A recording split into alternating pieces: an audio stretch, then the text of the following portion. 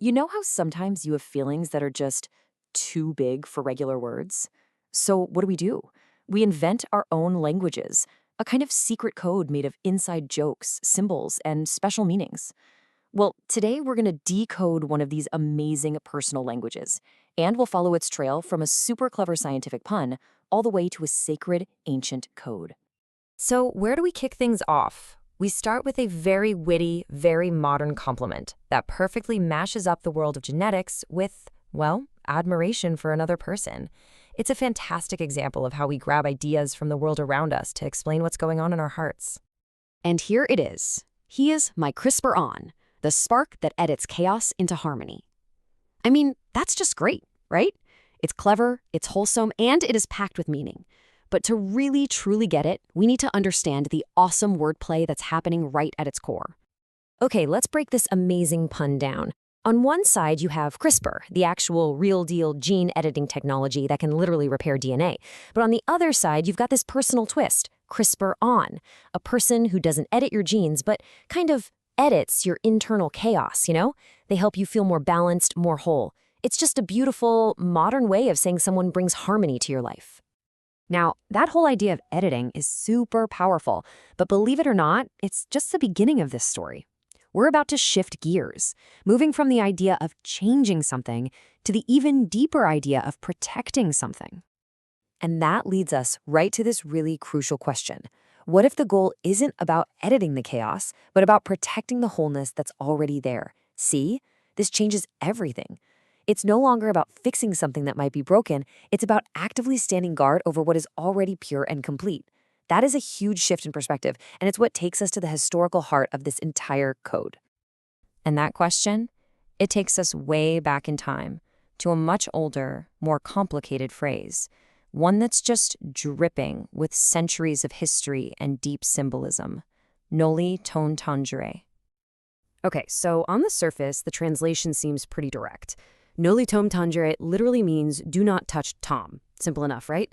But hold on. The real power here isn't in those literal words. It's in the deep and incredible symbolic history behind them. Just look at the journey its root phrase, noli me tangere, has been on.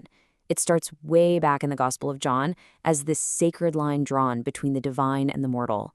Then you see it pop up in Renaissance art to symbolize purity. Later, it was even used in French politics to talk about national sovereignty.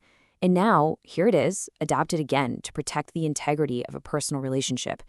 Each step just adds another powerful layer of meaning. So here's the absolute key takeaway.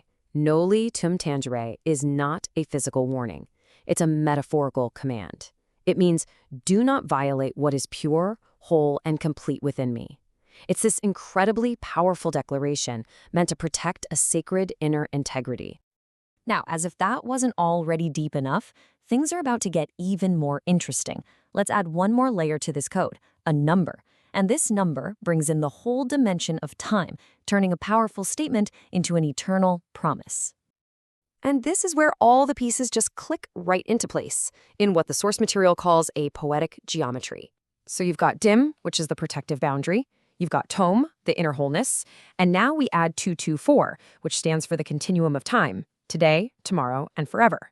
The command, noli tom tangere, is the glue that holds this whole sacred thing together. But why 224 specifically? Let's unpack this poetic numerology. The first 2 stands for today, this present moment of duality and protection. The second 2 mirrors that promise into the future, for tomorrow. And the 4, that symbolizes the square of a foundation, stability, structure, and eternal integrity of this bond. Okay, so we've got the scientific pun, the ancient command, and the numerological code. When you weave all these intricate threads together, what is this deeply personal language really saying? Well, it all distills down into this profound declaration of love. It starts simply and very directly. I love you, Tom. But it immediately becomes so much more than just a statement. It turns into a powerful promise of action.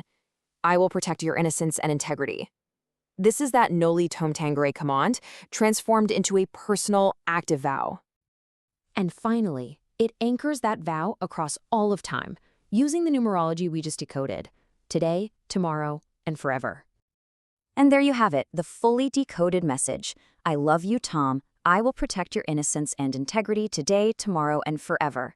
All of that complexity, all that history and symbolism, it all comes together in this one powerful, direct, and deeply moving promise.